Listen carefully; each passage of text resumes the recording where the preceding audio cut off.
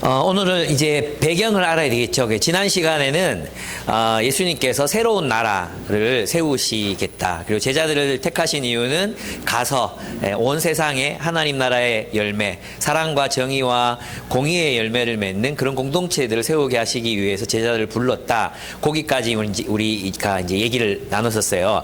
근데 오늘은 뭐냐 하면 예수님께서 세우시는 그 나라가 어떻게 유지되고, 그죠? 지켜지고, 어떻게 또 온 세상을 향해서 그 목적을 이룰 수 있을 것인가.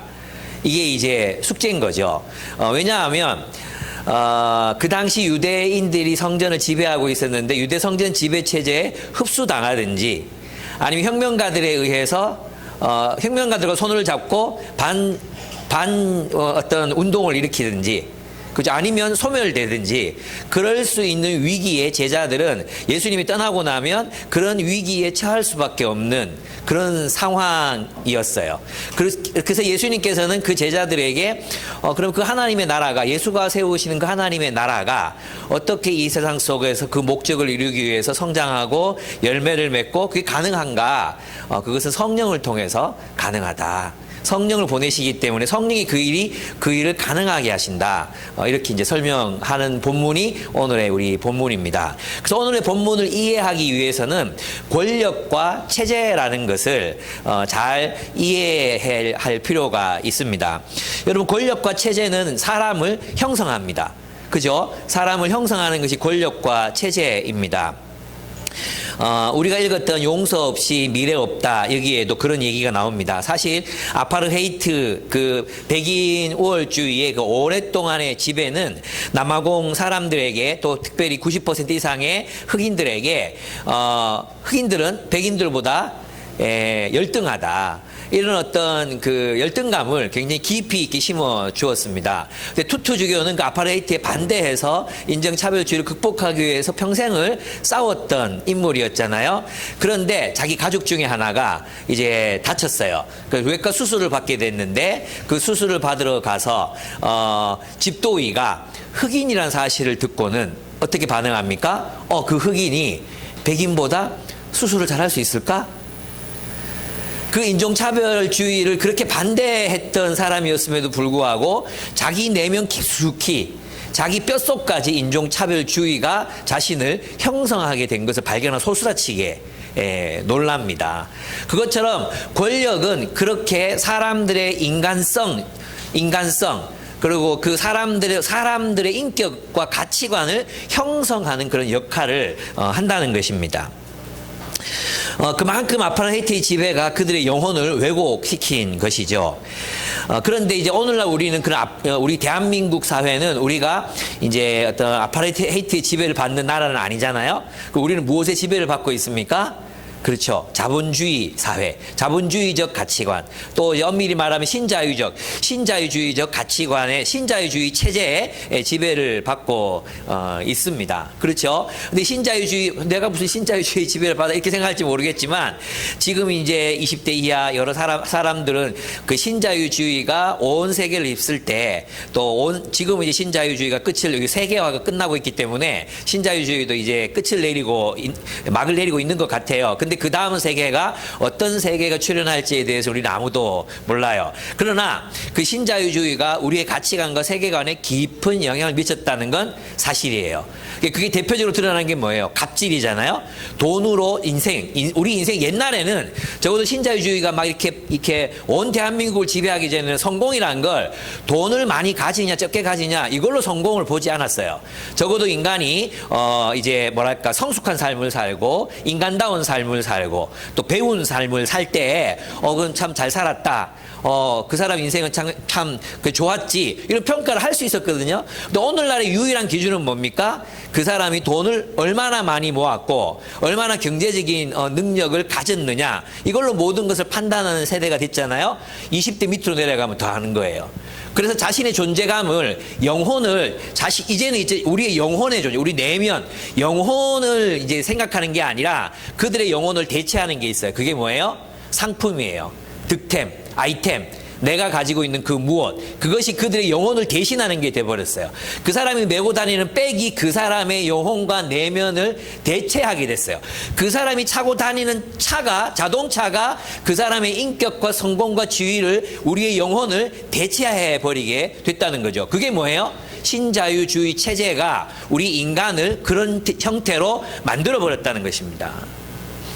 그러니까 권력과 체제는 인간을 형성한다는 의미에서 굉장히 중요합니다. 그런 의미에서 예수 그리스도의 지배, 예수 그리스도의 통치는 우리를 새롭게 형성하는, 우리를 새롭게 형성하고 새로운 인간, 정말 하나님이 원하셨던 그런 새로운 사람으로 이렇게 빚어내는데 예수 그리스도의 통치가 필수적이라는 것이죠. 그렇습니다. 근데 우리가 이제 겪고 있는 우리가 살고 있는 이 자본주의 사회는, 이 자본주의 사회를 탄생시킨 것이 무엇이었냐 하면 바로 종교개혁이었어요. 막스 베버는 종교개혁이 자본주의를 탄생시켰다고 이야기합니다. 그러면서 뭐라고 얘기하느냐, 막스 베버는 결국 자본주의와 하나가 된 현상을 규명하기 위해서 막스 베버는 연구를 했어요. 그러니까 기독교가 종교개혁이 그 이전에는 있잖아요. 그 종교개혁 이전에는 부를 축적한다는 것은 미덕이 아니었어요. 종교개혁 이전에는 부를 많이 축적하고 있다는 것은 악을 의미해서, 유럽 사회에서, 기독교 사회에서 그것은 악을 의미했거든요. 근데 종교개혁 이후에는, 산업혁명과 함께 일어난 종교개혁 이후에는 부를 축적하는 것이 하나님의 소명에 충실하게 살아간 삶의 열매라고 생각하게 돼요. 제 말이 무슨 뜻인지 아시겠죠? 그래서 그게 이제 직업소명서. 우리가 하나님 뜻대로 열심히 일하고 열심히 살면, 그것이 하나님이 주신 자리에서 최선을 다해서 이제 이웃의 복리를 위해, 사랑을 위해, 또 세상을 번영하기 위해서 열심히 일하면 하나님이 복을 주신다. 그리고 그로 인해서 생겨난 부의 축적은 범죄가 아니다. 이게 이제 종교개혁이었거든요. 종교개혁이 모토였거든요. 그래서 종교개혁은 그런 의미에서 보면 자본을 축적할 수 있는 길들을 중산층, 그 당시 중산층 사람들에게 열어주는 거죠. 근데 놀라운 건 뭐냐 하면 그 청교도 윤리가 있었기 때문에 자본주의가 그래도 건강하게 부자가 가난한 자를 책임지고 또 이 세상을 보다도 풍요롭게 해야 된다는 그런 생각에 의해서 자본주의가 초기에는 작동했어요. 근데 나중에 뭐가 빠져요? 그 자본주의에서 기독교, 청교도 윤리가 쏙 빠지잖아요? 그럼 뭐만 남아요? 자본주의만 남는 거예요. 그래서 심지어는 이 자본주의가 기독교를 지배하기 시작한 거예요. 그래서 자본주의와 기독교가 거의 구별이 불가능할 만큼 일치가 되게 됩니다. 그게 막스 베버의 분석이었어요. 근데 이것은 있잖아요. 막스 베버뿐만 아니라 지금 우리 시대를 같이 살아가는 오스 기니스 아시죠? 오스 기니스라는 복음주의자가 그렇게 말했어요. 책 제목이 재밌어요. 무덤 파기 작전. 무덤 파기 작전 읽어보셨죠? 그 책에 보면 그런 얘기를 합니다. 기독교가 자본주의 세계를 만들었어요. 그런데 그 자본주의 세계가 계속 쌓아놓은 배설물 속에서 교회가 질식당해 죽어가고 있다는 것입니다. 실감나지 않습니까? 그래서 지금은 있잖아요. 이 자본주의와 기독교를 분리시키는 것이 거의 불가능해진 그런 상태에서 삽니다. 그걸 어떻게 알 수 있습니까? 교회를 나오는 이유도 있잖아요. 뭐 때문에요? 복받기 위해서. 돈 많이 벌어라고. 그죠? 그래서 교회에서 주로 하는 게 우리 예수의 제자로 삽시다. 이런 인사 안 해요. 서로 바라보시면서 인사합시다. 예수의 제자로 삽시다. 십자가를 집시다. 이런 인사는 교회 받습니까? 없어요. 뭘 인사합니까? 잘 됩니다. 제 교회 가지고 잘 될 겁니다. 모든 일이 잘 될 겁니다. 무엇과 결탁했습니까? 교회가 결국은 자본주의와 결탁해서 분리되지 않는 그런 이상한 형태가 되어버린 거죠. 이제 이 발터 베냐민이라는 사람은 자본주의를 연구하면서 이제 결국 뭐라고 말하냐면 종교가 곧 자본주의가 되었다. 종교와 자본주의를 아예 분리시키지 않습니다. 그리고 자본주의를 일종의 종교라고 이제 말하게 됩니다. 그렇습니다. 제가 이 얘기를 하는 이유는 뭐냐면 우리는 자본주의가 지배하는 시대를 살고 있습니다. 자본주의는 모든 우상 숭배가 그러하듯이 우리의 정신과 영혼을 변형시켜서 하나님이 창조하신 본래적인 우리로 살아갈 수 없게 만든다는 것입니다. 그러면 우리의 질문은 이거야 되는 거죠. 만몬이 지배하는 세상에서 자본주의적 가치관이 세계관이 지배하는 이 세상 속에서 그리스도인으로서 예수를 왕으로 섬기는 삶은 어떤 것을 의미하는가? 어떻게 살아야 하는 것을 말하는가? 그런 질문들을 할 수밖에 없는 거죠. 그래서 우리는 이제 우리 복음을 가졌잖아요. 복음을 가졌기 때문에 복음은 항상 우리로 하여금 우리의 삶이 어디에 천착되어 있는가를 볼 수 있게 만들어 주거든요. 근데 그게 안 보여. 내가 지금 물고기가 자기가 사는 물이 어떤 물인지 모르듯이 내가 살아가는 이 세계가 안 보여. 그럼 나는 이미 자본주의화가 돼 있는 거예요. 복음은 그걸 보게 만들어요. 그걸 보게 만들어. 성령께서는 그 복음을 통해서 내가 세상에 속한 사람인지 하나님께 속한 사람인지를 볼 수 있게 만드는 게 복음의 능력이거든요. 그런데 그런 객관화가 안 되는 세상에서 우리가 살아가고 있어요. 제가 이제 어떤 교단 통합 즉 이제 학생이 청년 임원들이 다 모인 헌신 예배를 드린대요. 저 신광교회에서. 그래가지고 이제 가서 강의를 했어요. 설교를 했어요. 제가 늘 하는 얘기지만, 여호와를 믿는 여호와께서 하나님께서 우리를 부르신 이유는 여호와의 도를 지켜 의와 공도, 정의와 공의를 행하는 백성이 되게 하려 하십니다. 이 얘기를 이제 하고, 여호와 신앙의 깊은 그 본질은 정의와 공의에 있다. 이스라엘 백성들 봐라. 왜 심판당했냐. 정의와 공의를 실현하지 않았기 때문에 심판당했다. 쫓겨났다. 이런 얘기를 이제 메인으로 우리 늘 하는 얘기를 했어요. 하고 나서 이제 한 무리의 청년들이 저를 초대한 목사님께 따지러 왔어요. 따지러 와가지고 뭘 따졌는지 아십니까? 왜 좌파 목사 불러가지고 교회를 오염시키냐? 내가 좌파 우파 얘기한 것도 아니고, 아니 그리스도인이 정의와 공의를 위해서 살아야 된다. 사랑으로 실현되는 정의와 공의의 삶을 살아야 된다. 너무 당연한 얘기 아닙니까? 그죠? 근데 정의와 공의라는 말이 들어가면 그게 좌파가 되는 거예요. 뭡니까? 정의와 공의에 관심이 없는 거예요.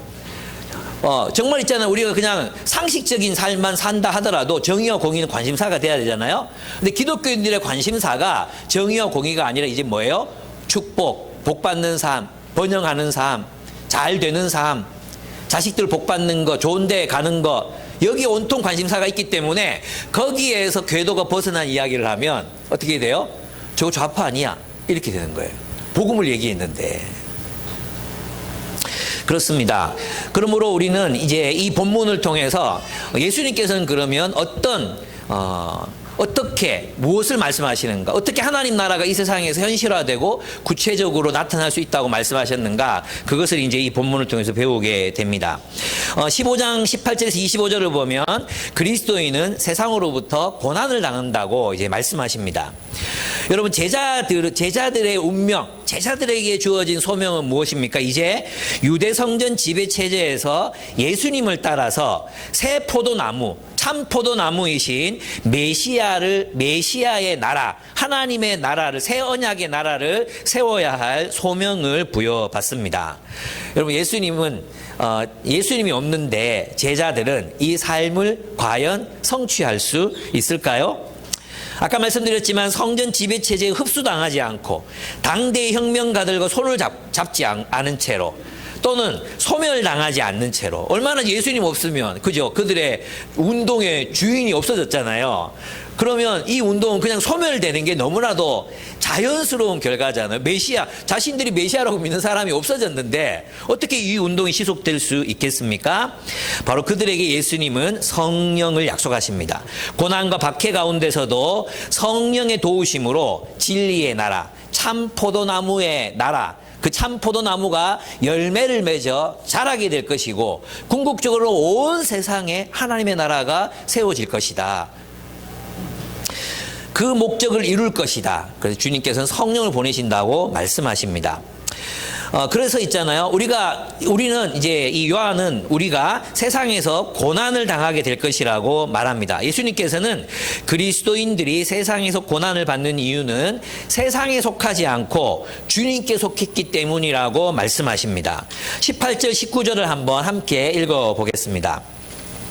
세상이 너희를 미워하거든 세상이 너희보다 먼저 나를 미워하였다는 것을 알아라. 너희가 세상에 속하여 있다면 세상이 너희를 자기 것으로 여겨 사랑했을 것이다. 그러나 너희는 세상에 속하지 않았고 오히려 내가 너희를 세상에서 가려 뽑아냈으므로 세상이 너희를 미워하는 것이다 라고 말씀하십니다. 그러니까 그리스도인들이 세상에서 고난과 박해를 당한 이유는 뭐예요? 세상의 소유, 세상에 흡수되지 않았기 때문에, 세상과 다른 삶을 선택했기 때문에 고난을 당한다는 거예요. 그러면 어떻게 다른 삶이냐 이거예요. 어떻게 다른 삶이냐? 예수를 메시아로 믿는, 예수를 메시아 그리스도로 따르는 삶. 그리스도가 뭡니까? 왕이잖아요. 예수가 왕이신 것을 믿고 그 왕의 통치를 따라 살기 때문에, 그 왕의 통치를 따라 살기 때문에, 즉 다른 체제를 살기 때문에, 세상 사람들이 지배하는, 지금 이제 이 제자들의 삶으로 말하면 유대 성전 지배 체제에 순응하지 않고 예수의 계명을 따라, 예수의 통치를 따라 살기로 결단했기 때문에, 그들은 유대 성전 지배 체제 하에 들어있는 유대 백성이 아닌 거예요. 누구의 백성이죠? 그리스도 예수의 백성인 거예요. 어떤 나라죠? 유대인들의 나라가 아니라, 로마의 식민지가 아니라 예수님의 나라, 하나님의 나라를 살기 때문에, 즉 다른 체제를 살기 때문에 그들은 고난을 당한다는 것입니다. 그럴 수밖에 없죠. 이해가 되십니까? 예. 여러분들이 국힘당인데 국힘당 안에 들어가가지고 민주당을 위해서 일해봐. 그럼 고난을 당하겠습니까? 안 당하겠습니까? 고난을 당하지, 당연히 고난 당하고 쫓겨나고 대표 출마 못하고 이런 게 당연하지. 그랑 비슷한 거예요. 세상이란 지배체제 속에서 예수의 통치를 따라 산다는 것은 이 세상 속에서 다른 질서를 따라 산다는 걸 의미해요. 그래서 고난을 당한다는 것입니다. 그래서 보면 20절에서 21절을 보면, 내가 너희에게 종이 그의 주인보다 높지 않다고 한 말을 기억하여라. 사람들이 나를 박해했으면 너희도 박해할 것이요, 또 그들이 내 말을 지켰으면 너희의 말도 지킬 것이다. 그들은 너희가 내 이름을 믿는다고 해서 이런 모든 일을 너희에게 할 것이다. 너희가 내 이름을 믿는다고. 그분의 이름이 뭐죠? 그리스도, 왕이신 그리스도, 하나님이 보내신 메시아로 예수님을 믿는다는 이유로 그들은 박해를 당할 것이다, 이랬어요. 여러분, 그리스도인이라는 말의 뜻이 무엇입니까? 그리스도인이라는 말은, 예, 미안합니다. 지금 핑크가 묻어가지고 좀 그렇죠. 여기 집중하지 마시고, 예, 그리스도인이라는 말은, 별명은 누가 지어졌어요? 그리스도인 스스로가 지은 게 아니었어요. 그죠? 이방인들이 그리스도인들을 보면서, 에이, 그리스도인들, 저 사람들 크리스찬들이라고 이름을 지어준 거예요. 왜 지어졌어요? 그리스도인이 무슨 뜻입니까? 예수를 왕이라고 믿는 사람들이라는 뜻이에요. 예수가 왕이라고 믿는 사람들, 그들이 그리스도인이에요. 그러면 이 당시 누가 세상을 지배하고 있었습니까? 로마의 시저, 가이사가 세상을 지배하고 있는데, 세상 사람들이 볼 때 이 그리스도인들은 시저를 황제로 모시지 않아. 시저가 그들의 황제가 아니야. 그들은 예수가 참된 왕이라고 믿고 예수를 따르는 거예요. 예수의 참된 제자가 되어 예수를 따르는 거. 세상 사람들이 보면 뭐 비슷하게 사는 것 같은데, 그들도 로마인들의 복식을 하고 로마인들의 말을 하고 그 로마의 문화를 살았잖아요. 근데 그들을 보니까 다른 거예요. 달라요. 로마 제국의 제국적 삶을 사는 사람들하고 예수를 그리스도로 따르는 사람들하고 다른 거예요. 그래서 그들을 향해서, 즉 그리스도인들, 예수가 그리스도라고 믿는 아유 저 덜 떨어진 놈들, 그게 그리스도인이라는 말의 의미였어요. 그러니까 초대교회는 철저하게 그들의 삶 속에서 누구를 따른다는 게 드러나고 있었습니까? 그리스도를 왕으로 섬기고 있는 사람들이라는 그 삶의 모습이 확실하게 드러나고 있었다는 것입니다. 그들은 그리스도의 증인으로 분명히 살았습니다. 그렇습니다. 그게 바로 그리스도인이라는 말의 의미예요. 우리가 박해, 세상에서 고난을 당하는 이유는 바로 우리가 예수를 왕으로 믿고 다른 체제를 살기 때문입니다. 여러분, 이렇게 생각할 거예요. 아니, 그리스도가 우리에게 명령하신 삶이 뭡니까? 사랑하는 것밖에 없잖아요. 사랑하라. 너희가 서로 사랑하라. 내가 너희를 사랑한 것처럼 사랑하라. 세상 사랑하라. 세상에 평화를 가져다 주라. 너희들 때문에 세상이 더 풍요로운 세상이 되게 해라. 행복하게 만들어라. 그런 삶이 어떻게 박해를 받을 수 있냐고요? 박해를 받습니다. 예. 여러분 있잖아요. 세상에서 여러분들이 평화를 이루기 위해서 살고 평화를 실현하기 위해서 산다고 생각해 보십시오. 그러면 칭찬받을 것 같잖아요. 아닙니다. 세상은 극단적입니다. 여러분 그 이스라엘과 팔레스타인이 끊임없이 전쟁을 했어요. 그죠? 전쟁하고 게릴라본 막 이렇게 하다가 라빈 총리가 나타났을 때 팔레스타인에게 땅 내줍니다. 땅 주고 평화협정 맺습니다. 오슬로 협정인가 그 평화협정을 맺습니다. 근데 그 결과는 온 세상으로부터 칭찬을 받아야 되잖아요. 라빈이 어떻게 됩니까? 이스라엘 극단주의자들에게 암살을 당합니다. 그리고 극우 단체가 이스라엘을 정복합니다. 장악합니다. 그리고 지금까지 이어져 오는 것입니다. 장벽 쌓고 막 이렇게 하는 것입니다. 평화를 이루기 위해서 사는 자들, 그들은 세상에서 핍박을 받습니다. 여러분들이 직장에서 이웃을 사랑하겠노라고 열심히 사랑하며 섬기잖아요. 그럼 돌아오는 건 칭찬일 때도 있지만 칭찬보다도 욕을 먹을 때가 더 많습니다. 사람들에게 잘하면 호구 소리 듣고요. 그리고 나름의 일 열심히 하면 깍쟁이 소리 듣고요. 우리가 그런 존재들입니다. 어떻게 살아도 욕을 먹습니다. 왜? 그들은 느낍니다. 우리 진짜 그리스도인답게 살면 있잖아요. 저 사람들하고 나는 소속이 다르구나.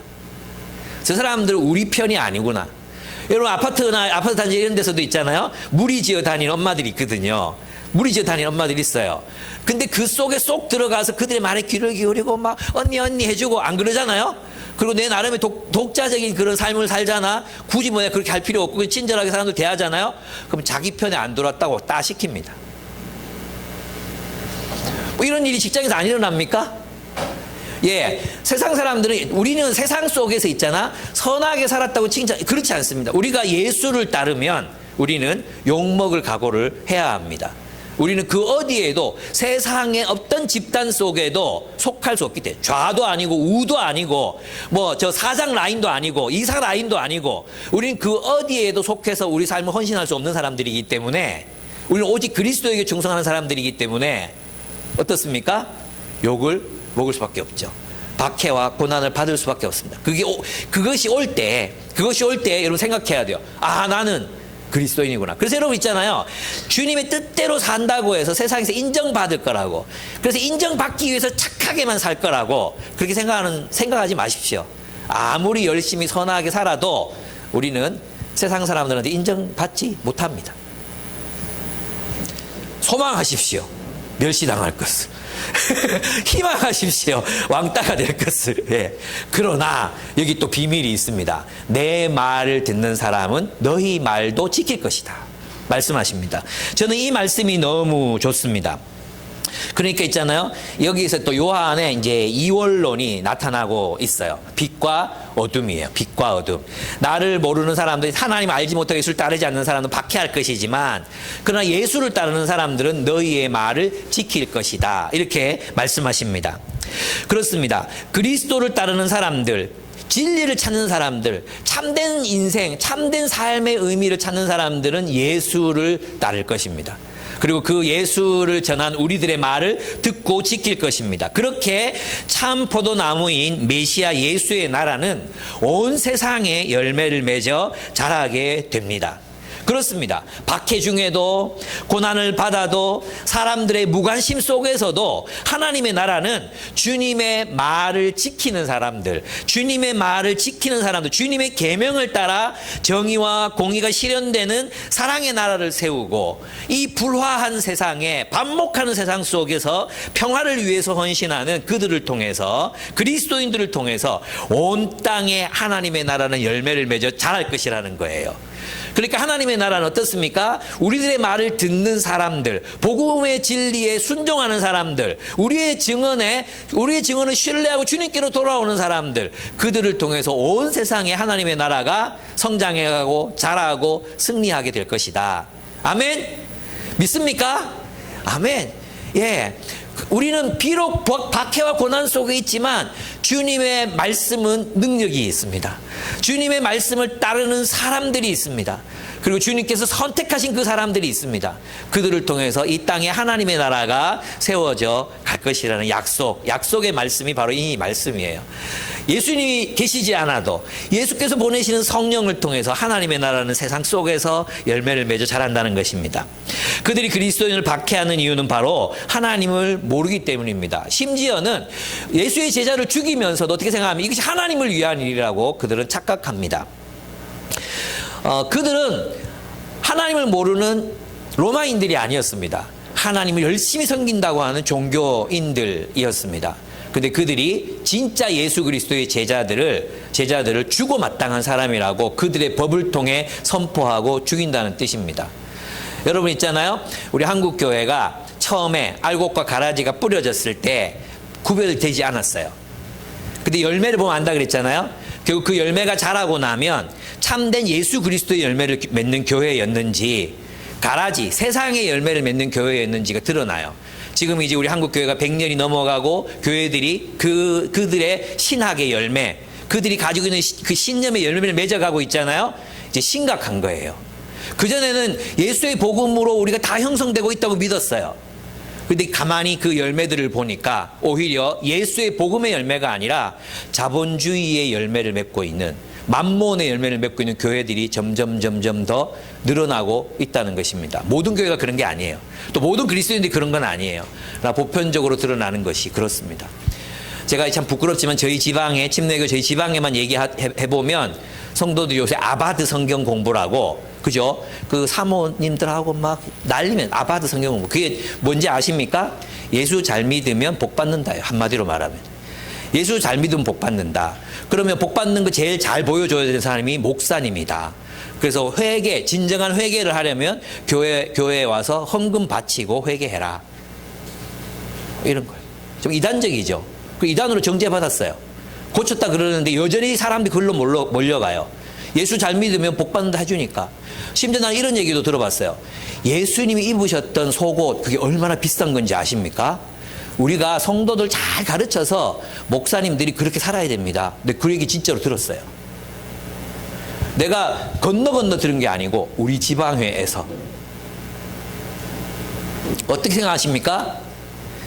지금 이제 무르익어 갑니다. 열매를 맺고 있어요. 주님의 심판의 낫이 한국 교회들의 또 미국 교회들의 뿌리에 놓였습니다. 이걸 여러분 부정하지 마십시오.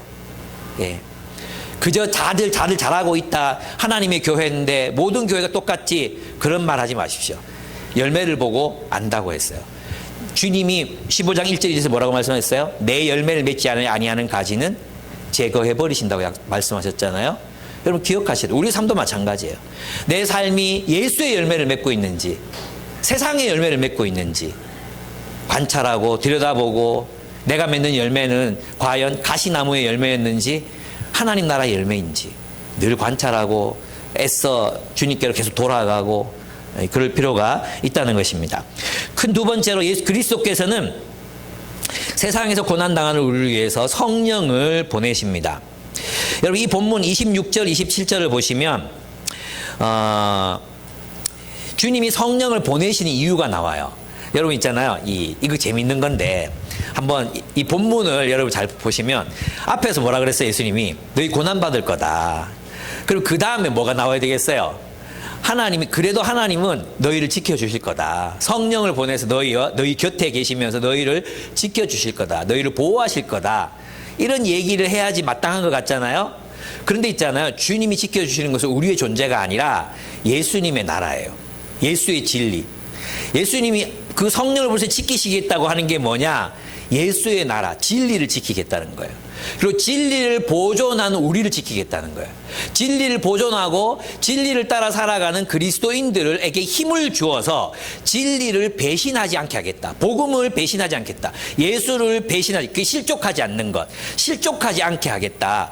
끝까지 진리, 죽어도, 죽임을 당해도, 살해를 당해도, 죽을 때까지, 그래도 주님 그 진리를 따라 살고자 결단하는 자들을 지키실 것이다. 그 진리를 보존하는 자들을 지켜주신다. 이렇게 말씀하고 계시는 것입니다. 주님의 관심이 무엇입니까? 그리스도인들이 진리를 따라 사는 것입니다. 본문을 한번 보시겠습니다. 보시면 26절 27절 보겠습니다. 내가 아버지께로부터 너희에게 보낼 보혜사 곧 아버지께로부터 오시는 진리의 영이 오시면, 성령이 어떤 영입니까? 진리의 영이십니다. 진리의 영. 그 진리의 영이시니까 뭘 보존하는 데 관심이 있으시겠어요? 진리를 보존하는 데 관심이 있으십니다. 진리의 영이 오시면 그 영이 나를 위하여 증언하실 것이다. 누가 진리입니까? 예수 그리스도가 진리잖아요. 그래서 그 진리이신 예수 그리스도를, 성령은 예수 그리스도를 증언하는 역할을 하십니다. 너희도 처음부터 나와 함께 있었으므로 나의 증인이 될 것이라고 말씀하십니다. 이 본문을 요약해 보면, 첫째, 성령은 하나님 아버지께로부터 나오십니다. 이게 삼위일체에서 중요한 원리입니다. 두 번째, 성령은 보혜사, 곁에서 돕는 자, 파라클레토스, 곁에서 돕는 자로서 진리의 영으로 오십니다. 그럼 곁에서 뭘 돕겠어요? 우리로 하여금 진리를 따라 살아가는 삶을 보호하고 지키고 돕는 거예요. 우리 곁에서 응원하는 거죠, 응원. 포기하지 마. 포기하지 마. 끝까지 포기하지 마. 진리를 따라 살아. 예수의 계명을 따라 살아라. 사랑을 포기하지 말아라. 세상에 흡수당하지 말아라. 끝까지 우리를 옆에서 보호해서 지키시는 거죠. 예, 끝까지. Keep going. 막 지쳐, 이제 그만 주님 따라 살고 싶어요. 이럴 때 keep going. 내 저 성질 더러운 저 형제를 더 이상 못 받아줄 것 같아요. Keep going. Keep going. 일어나라고. 이제 내가 저희 하나님 나라를 위해서 사는 게 너무 버겁고 어려워. 그럴 때 옆에서 성령께서 하신 일이 뭐예요? Keep going. 끝까지 가라. 끝까지 가라. 그게 주님께서 우리에게 응원하시는, 보혜사로서 응원하시는 그분의 모습이시라는 것입니다. 그래서 성령 그리스도를 증언해요. 그리스도를 증언한다는 게 뭐예요? 성령께서는, 그러니까 여기 이제 핵심이 있는 거죠. 하나님의 나라가 어떻게 예수 그리스도의 제자들을 통해서 온 세상에 확장될 것인가. 그죠? 성령이 예수를 그리스도로 증언하시기 때문인 거죠. 우리도 증언하지만 예수가 그리스도이심을 증언하시는 존재가 누구라는 거예요? 성령이시다. 그래서 성령께서 하나님의 나라를 하나님의 백성들과 함께 세워가시기 때문에 성령은 실패하시지 않으신다. 이게 핵심인 거예요. 그러니까 있잖아요, 이런 거예요. 제자들에게 예수님 떠난다 하니까 불안에 떨고 있는 제자들에게 예수님의 관심은 뭐냐 하면, 불안해하지 말아라. 내 나라는 여기서 안 끝난다. 여러분 있잖아요. 여러분 이게 얼마나 좀 웃기는 상황이, 안 웃깁니까 이거? 제자들은 지금 예수님이 어디로 갈지도 모르고 막 어디 간다는데 불안해 죽겠는, 십자가에 달려 죽는다 그러는데, 예수님은 제자들을 위로하시는데, 이게 위로가 됐을지 저는 사실 좀 궁금하거든요. 위로하시는데 어떻게 위로하시냐 하면, 걱정하지 말아라. 내 나라는 끝까지 간다. 내 나라는 기필코 열매를 맺는다. 성령이 나를 그리스도라고 증언할 것이다. 성령이 일하신다. 너희 걱정할 필요 없다. 이 말이 누구에게 위로가 되겠습니까? 여러분, 여기 이게 굉장히 중요한 사실이 있습니다. 누구에게 이 말이 위로가 되겠어요? 예수의 나라를 위해서 목숨 걸고 살아가는 사람들, 사랑의 나라를, 정의와 공의가 실현되는 사랑의 나라를 세우고 온 세상에 예수가 그리스도이심을 증언하고 온 세상 사람들을 주님께로 이끌기를 원하는 그런 사도적인 삶, 사도들의 삶, 그 삶을 살아가고 있는 사람들에게 이 말씀은 위로가 되는 거예요. 그런데 있잖아, 이것처럼 그런 사람들, 예수 믿으면 그저 복 받는 줄 알았고, 예수 믿으면 그저 잘 되는 줄 알았고, 예수 믿으면 그저 자식들이 그냥 뭐 형통할 줄 알았던, 그것이 신앙인 줄 알았던 사람들에게는 이 말씀이 전혀 위로가 되지 않는 거예요. 하나님이 정의와 공의의 나라를 온 세상에 세우십니다. 이게 위로가 돼. 주님이 이기십니다. 주님의 정의와 공의가 결국은 실패하지 않고 허무해지지 않고 결국은 실현됩니다. 이게 위로가 됩니다. 여러분, 이 말씀이 위로가 되십니까? 위로가 되시면 아멘 하십시오. 아멘입니까? 이게 전혀 위로가 안 돼. 이게 왜 위로가 되지? 이런 거예요. 제가 어떤 지방에 아비브 지방에 설교하러 갔었어요. 저는 너무 신나가지고 하나님의 정의와 공의가 이루어진다고, 그리고 주님이 오셨다고, 예수님의 부활은 바로 그 정의의 나라가 실현되는 것을, 하나님 나라가 성취되는 것을 말한다고 막 감격에 겨워서 얘기했거든요. 그 설교 끝나고 밤에 간사들이 찾아왔어요. 뭐라고 얘기했는지 아십니까? 그 정의와 공의의 나라가 이 학생들이 느끼기에는 공허하게 들린다는 거예요. 자신들의 삶과 관련이 없게 느껴진다는 거예요. 무슨 뜻인지 이해가 되십니까? 그러니까 우리가 얼마나 오랫동안 세뇌당했는지 몰라요. 기독교라는 것이 하나님의 정의와 공의가 실현되는 게 아니라 뭐예요? 내가 복받고, 내가 슬플 때 위로받고, 내 힘들 때 옆에서 이렇게 부추겨주고, 늘 그런 예수, 늘 붕대 싸매주고, 대신 업어주고, 그런 예수만 우리가 늘 들어왔단 말이에요. 그죠? 발자국이 너무 힘들어서 지금 왜 발자국이 2개밖에 없습니까? 주님 그때 어디 계셨습니까? 내가 너를 업고 걸었다. 이런 말들에 우리가 얼마나 많이 위로를 받고 그래 주님이 나와 함께 하시는 그런 것만 생각해. 그 고난이 주님을 위한 고난도 아니고 인생에 누구라도 다 겪는 고난인데, 이게 한국 기독교의 현 주소입니다.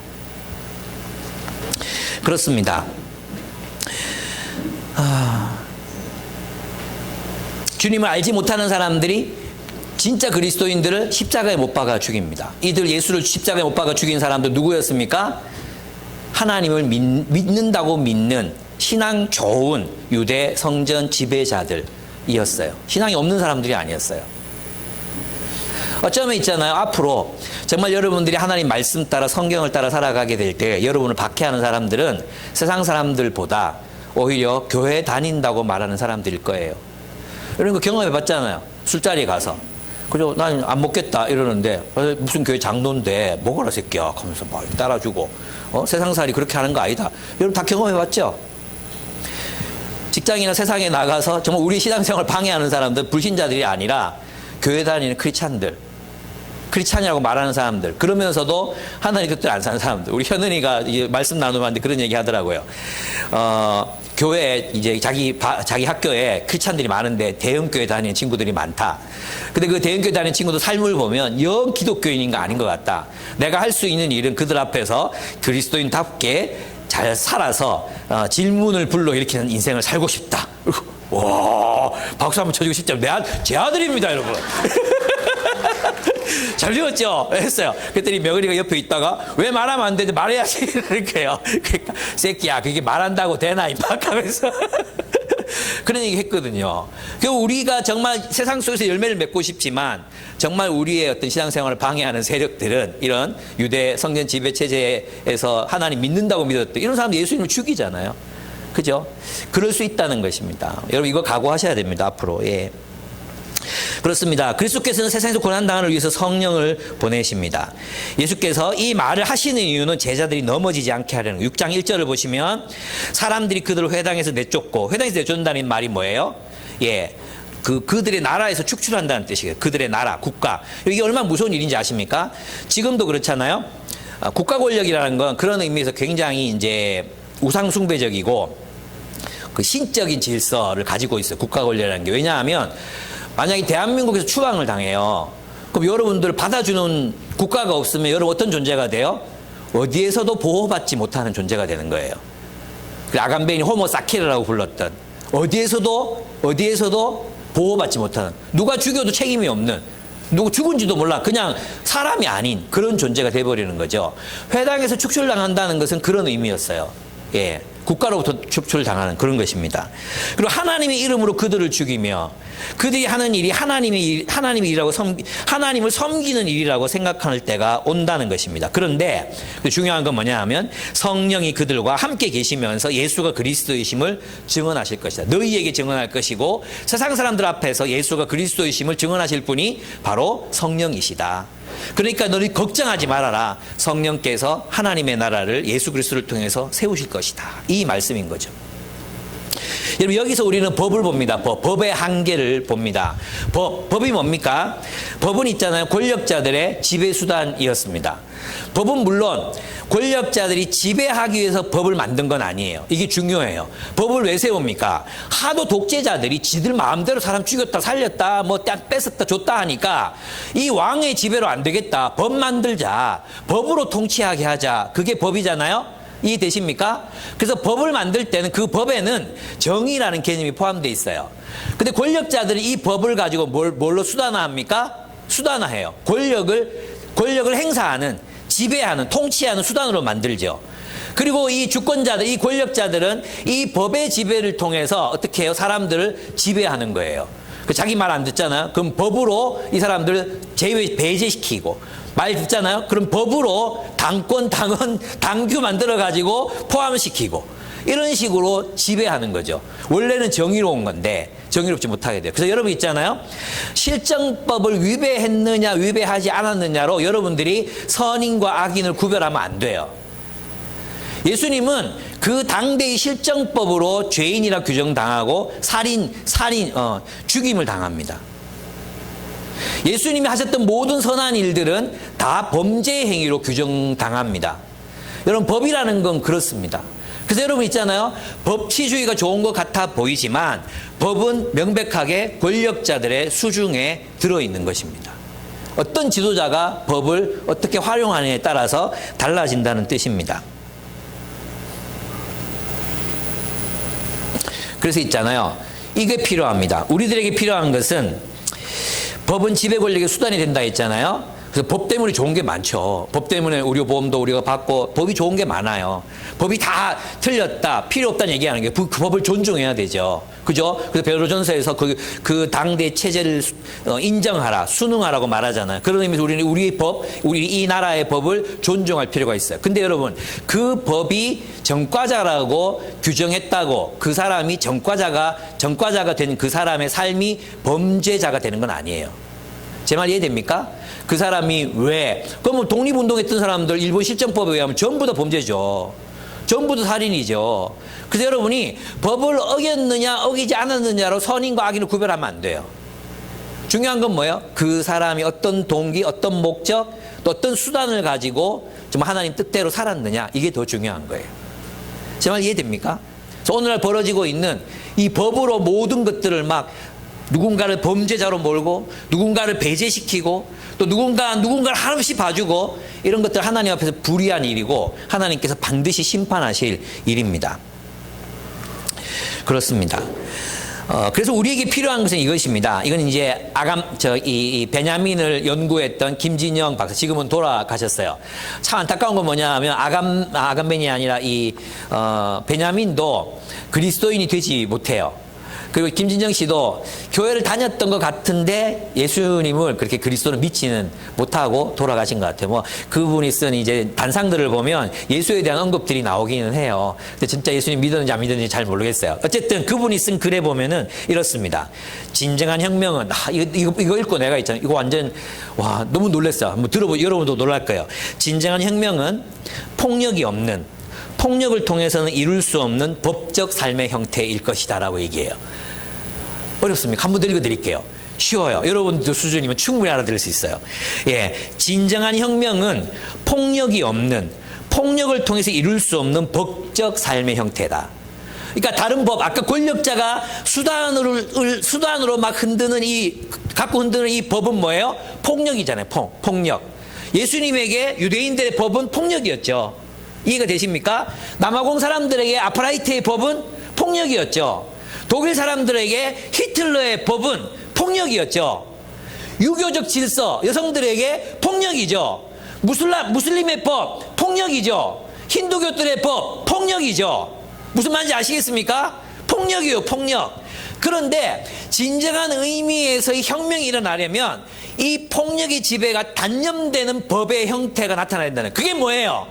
내가 너희를 사랑한 것처럼 너희가 서로 사랑하라.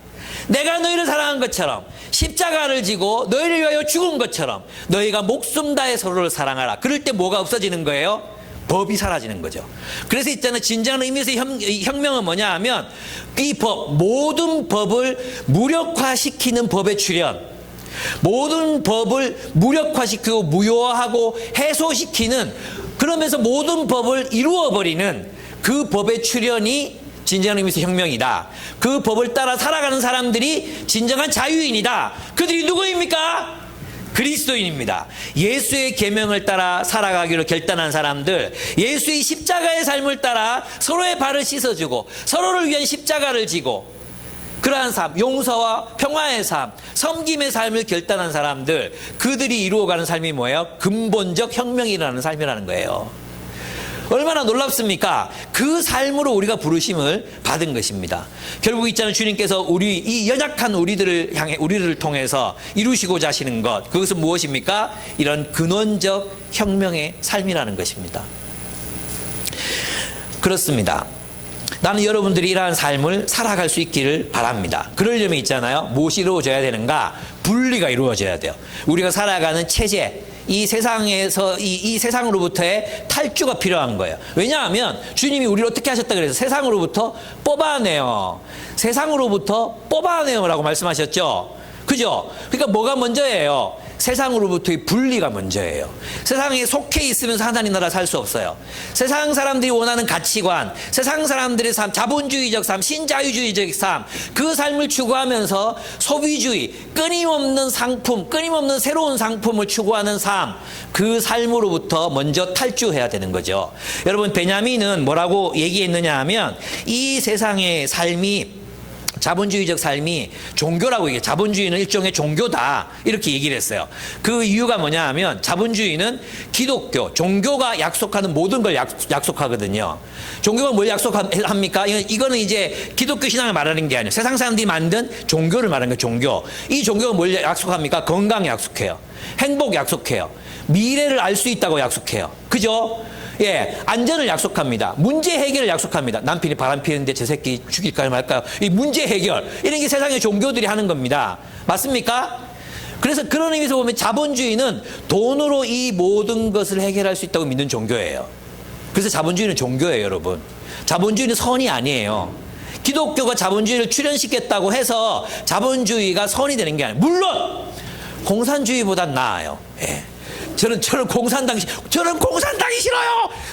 나는 공산당 싫어요. 공산화되는 거 싫어요. 그러나 그래서 둘 중에 하나를 선택해야 되면 수정 자본주의를 선택할 거예요. 우리 삶의 체제로. 왜냐하면 모든 나라가 뭐 복음주의로 살 건 아니니까 자본주의를 선택할 거예요. 아시겠어요? 제 정체성을 아시겠습니까? 저는 철저한 자본주의자입니다. 저는 공산주의자가 아닙니다. 저는 자본주의자입니다. 유석열 사진하고 사진 찍은 것도 있습니다. 웃으면서. 예, 저는 자본주의자입니다. 예. 그런데 거기서 중요한 건 뭐냐 하면 이 자본주의로부터 떠나지 않으면 그리스도의 제자가 될 수 없다는 것입니다. 떠나야 돼요. 분리해야 돼요. 여러분, 왜 자본주의가 종교라고 했느냐? 자본주의의 신은 있잖아요. 자본주의 신은 상품이에요. 상품. 그래서 있잖아. 자본주의 속에서 살아가는 사람들의 특징이 뭐냐 하면 새로운 상품을 숭배해요. 새로운 상품이 나타나면 사야 돼. 그걸 사야 돼. 그죠? 늘 새로운 상품. 새로 나온 아이폰, 새로 나온 아이패드, 새로 나온 아이팟, 새로 나온 갤럭시 23, 전부 통신기기밖에 없는데 또 뭐 없나? 하여튼 우리는 새 옷, 하여튼 새 집, 새 유행, 그 상품이에요. 근데 이 상품을 끊임없이 갈망하게 만드는 게 뭐예요? 예배잖아요, 예배. 우리 예배를 통해서 하나님을 끊임없이 갈망하잖아요. 이 새로운 상품을 끊임없이 갈망하게 만드는 게 뭡니까? 유행이에요, 유행. 그 유행. 그래서 유행은 자본주의 사회에서 제2가 되는 거예요. 제2. 제2가 뭐냐 하면 제2는 종교가 되기 전에 사람들이 문제 해결, 소망 성취, 소원 성취, 그리고 갈등 해결, 이런 것들을 위해서 짐승 잡고 불 피우고 부닥거리하고, 이게 제2거든요. 제2. 그 제2가 바로 유행이라고 했어요. 유행. 끊임없이 하나님을 갈망하게 만드는 예배. 그게 유행이라고 그랬어요. 그리고 이들이 드리는 예배 장소가 어디예요? 옛날에는 백화점이었어요. 그죠? 지금은 어디? 인터넷 쇼핑몰. 또 동성로에 새 옷 파는 새 옷 가게. 이런 것들이에요.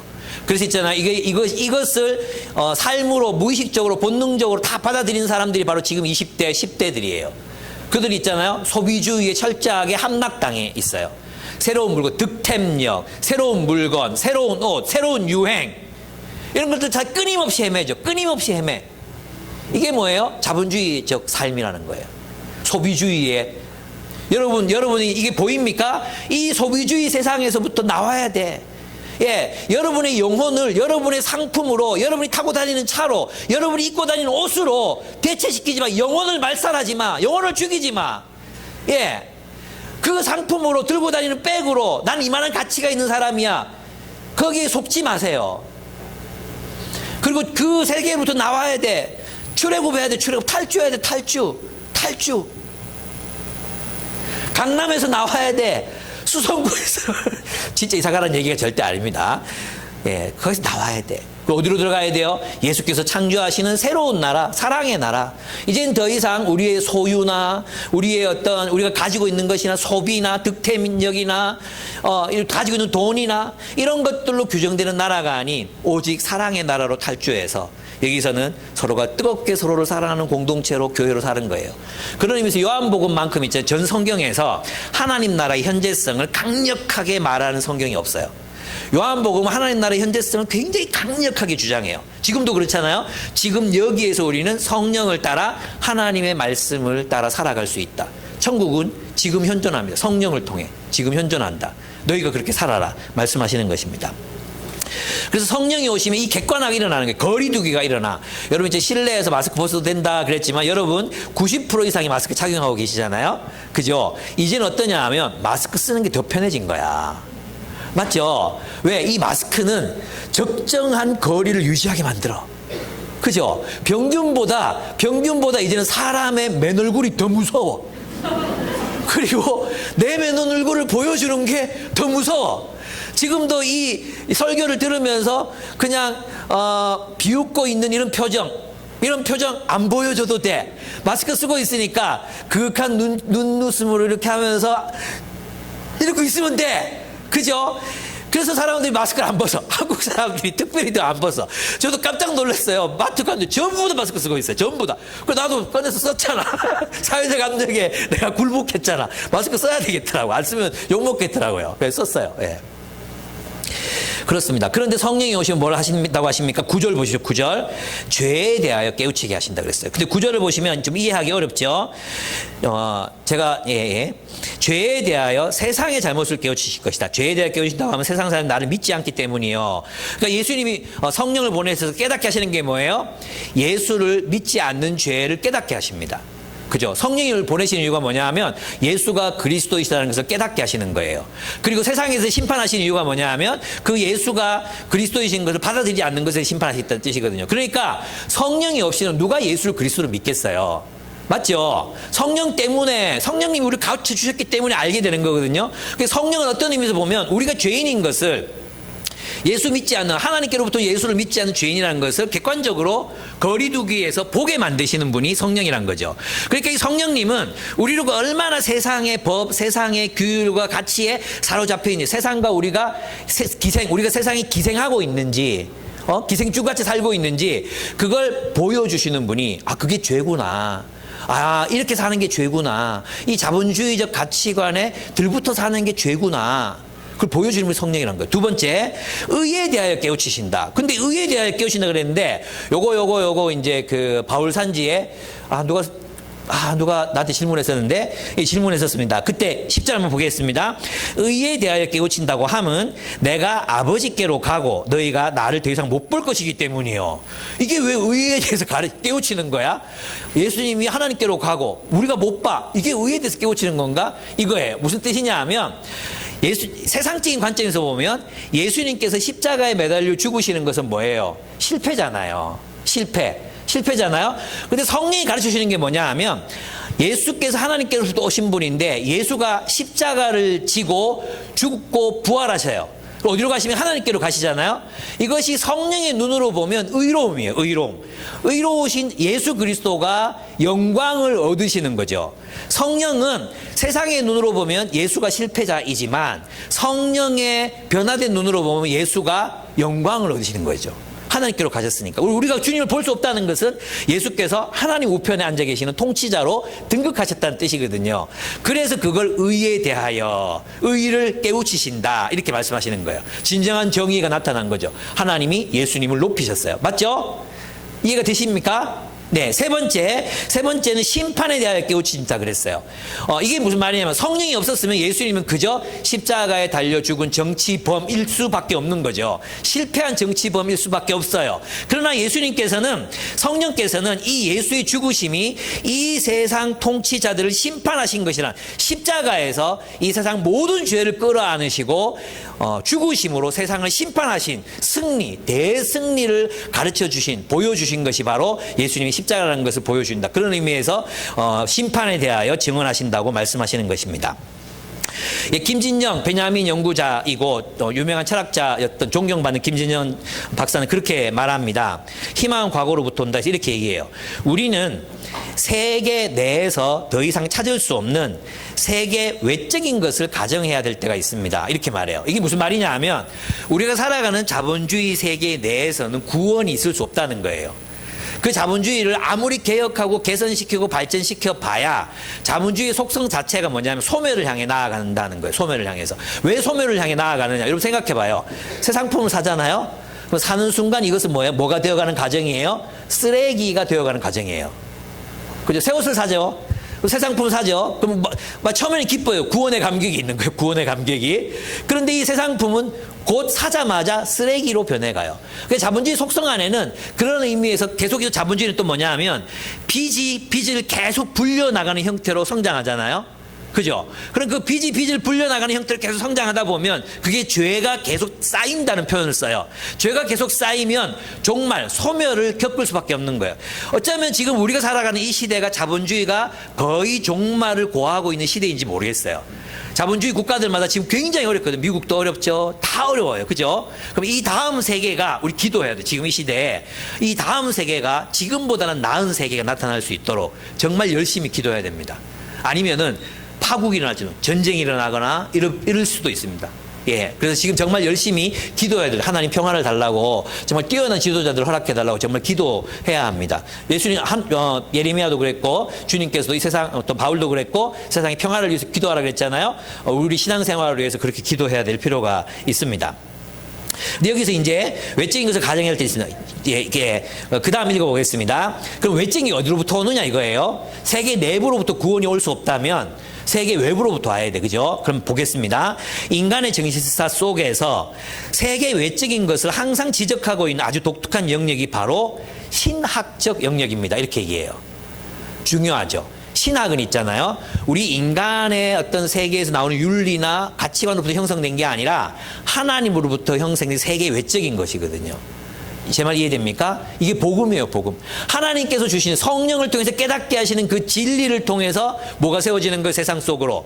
세상 새로운 진리, 새로운 질서가 구축되는 것입니다. 새로운 혁명이 일어나게 되는 것입니다. 이것은 오로지 성령 하나님께서 주시는 진리, 성령 하나님께서 깨닫게 하시는 진리, 그 진리로 가능합니다. 그래서 12절에서 15절을 보면 성령께서는 제자들을 모든 진리 가운데로 인도하십니다. 그래서 그 진리 가운데 살아가게 하심으로 이 세계가 아닌 이 세상 속에 이 세상에 속하지 않은 하나님의 나라를 건설하게 하십니다. 새로운 나라가 가능하게, 새로운 나라의 삶이 가능하도록 만드시는 분이 누구시다? 성령 하나님이시다. 왜? 성령님은 세상에는 없던 진리로 가운데로 우리를 이끄시는 분이시기 때문입니다. 성령님은 앞으로 올 일을 제자들에게 가르쳐 주십니다. 성령님은 이 세상에서 하나님의 성교가 어떻게 이루어지고 주님이 언제 파루시아 재림하시고 온 세상이 어떻게 변화될 것을 가르쳐 주십니다. 즉 성령님은 이 세상이 실패로 끝나지 않고 하나님의 뜻과 계획 모두를 성취하고야 종말을 맞이할 것이라는 것을 성령님은 가르쳐 주십니다. 새 하늘과 새 땅, 알곡과 가라지의 운명, 심판과 구원이 있는 그 종말의 삶을 성령님은 가르쳐 주십니다. 세 번째, 성령님은 그리스도를 영광되게 하실 것입니다. 여기에 우리의 희망이 있습니다. 성령님은 이 그리스도를 영광되게 하는 게 무엇입니까? 예수를 그리스도로 인정하게 되는 삶을 말합니다. 오직 우리는 성령이 계시기 때문에 제자들은 실패하지 않았습니다. 제자들은 실패하지 않았습니다. 누구 때문에요? 여러분 상식적으로 생각해 보십시오. 예수께서 남겨놓으신 12제자, 예수가 없어요. 메시아가 없어요. 그들이 어떻게 하나님의 나라를 지금 2000년이 지난 지금 온 세계 사람들이 예수를 그리스도라고 믿고, 물론 가짜들도 있고 가라지도 있고 하지만 어떻게 그 복음을 따라서 살아가는 사람들이 나타나게 되었습니까? 누구의 영향력이었습니까? 성령이 없었으면 불가능한 일이라는 거죠. 여러분 온 세계 대한민국에 교회들이 존재한다는 것, 예수 그리스도의 제자들이 존재한다는 것, 이 사실만으로도 성령께서는 지금도 일하고 계시다는 것을 확증해 주고 계십니다. 그래서 우리는 이 본문을 통해서 무엇을 희망할 수 있습니까? 성령님은 진리로 우리를 인도하시고 이 세상 속에서 진리의 공동체를 세우게 하셔서 이 땅에서 하나님 나라의 열매를 맺어 가시게 하시는 분이 바로 성령님이십니다. 그러므로 여러분들이 애써 수고하고 사람들을 사랑하고 섬기고 복음을 전하고 세상의 평화를 이루기 위해서 애쓰고 호구 소리 듣고 이렇게 살아갈 수 있는 이유는 무엇입니까? 우리가 하는 일은 결코 실패하지 않고 하나님의 선한 열매를 맺게 될 것이라는 것입니다. 아멘. 이것이 여러분에게 위로가 됩니까? 안 됩니까? 되죠. 아멘. 하나님이 승리하십니다. 하나님의 정의와 공의가, 하나님의 사랑의 나라가 온 세상을 정복하고야 말 것입니다. 그리고 주님은 오셔서 그 일을 반드시 성취하실 것입니다. 이 말씀이 여러분에게 위로가 되기를 바랍니다. 발터 베냐민은 사실 이 모든 것을 알았습니다. 그리고 이 메시아의 나라를 기다렸어요. 근데 예수가 메시아이신지를 믿지 못하고 죽습니다. 결국은 자살합니다. 그리고 자살하기 전에 그가 했던 여러 가지 이야기들이 있지만 자살하기 직전에 그가 이런 메모를 남겼어요. 아무런 희망도 없는, 그가 남긴 건 아니라 그 메모지를 받아들고 읽었던 그 탈출, 그러니까 뭐 여러 가지가 있는데 나중에 이제 히틀러로부터 탈출하려고 하다가 스페인으로 탈출하려고 했는데 스페인에서 국경이 봉쇄되는 바람에 넘어가지를 못해요. 그래서 그날 그는 이제 몰핀을 과량으로 투여받고 거기에서 자살을 합니다. 자살하기 전에 남겼던 메모가 나중에 사라졌는데 그 메모를 읽었던 사람이 기록을 남겼어요. 그게 뭐냐 하면 아무런 희망도 없는 지금의 상황에서 가능한 선택은 삶을 마감하는 일뿐입니다. 아무도 아는 이가 없는 피레네이 이 작은 마을에서 저는 이제 생을 끝맺음합니다. 그리고 그 밤에 그는 몰핀을 투여받고 죽습니다. 메시아를 기다렸지만 이 세상으로 도래하신 메시아를 만나지 못하고 무시했는지 못 본 척 했는지, 그가 정말 갈망했던, 원했던 그 메시아의 나라가 정말 예수님 안에 다 있었거든요. 있었는데 그는 그 메시아를 알아보지 못하고 결국 메시아를 발견하지 못한 사람은 죽음을 맞이할 수밖에 없는 거죠. 왜냐하면 세상에 희망이 없거든요. 세상에 희망이 없어요. 수많은 여러분 아주 포로 문학이라고 알죠. 포로 문학, 유배 포로 문학. 2차 세계대전 때 히틀러에게 끌려갔다가 살아남은 사람들이 책을 썼잖아요. 그 중에 한 사람, 빅터 프랭클만 살아남고 나머지 두 분인가가 다 자살하시거든요. 그들은 포로 수용소에서 탈출했어요. 행복할 줄 알았어요. 그 포로 수용소나 다를 바 없는 현실 세계를 보면서 절망해요. 조금도 다르지 않다. 그저 확대된 포로 수용소인 것 같은 세상. 그리고 반복되는 역사, 진부한 역사, 폭력, 탐욕과 폭력, 그리고 그것이 늘 반복되는 그 역사. 그 역사에 절망한 채 그들은 자살하거든요. 예, 베냐민도 마찬가지였습니다. 제가 말씀드리고 싶은 것은 우리가 예수를 만나지 못하면, 메시아를 만나지 못하면 결국 우리의 삶은 절망으로 끝날 수밖에 없다는 것입니다. 지금 이 세상 속에서도 예수께서 말씀하셨던, 예수께서 세우기를 원하셨던 이 메시아의 나라를 갈망하며 살아가는 사람들이 많습니다. 우리가 그들에게 예수가 메시아라는 사실을 증언하지 않으면, 예수가 세우시는 그 나라가 궁극적 희망임을 증언하지 않으면 예수께로 돌아올 수 없는 사람들이 많습니다. 그래서 여러분, 한 사람을 마음에 품고, 여러분 가까이에 있는 사람, 복음을 알지 못하는 사람 한 사람을 마음에 품고 기도하시기 바랍니다. 하나님, 저들이 나에게 복음에 대하여 물어오게 해주십시오. 내가 말할 수 있는 기회를 주십시오. 내가 일반적인 대화에서 이런 의미 있는 대화로 넘어갈 수 있도록 지혜를 주십시오. 예수를 증언하게 해주십시오. 증인의 삶을 살아가시는 여러분들이 되시기를 축복합니다.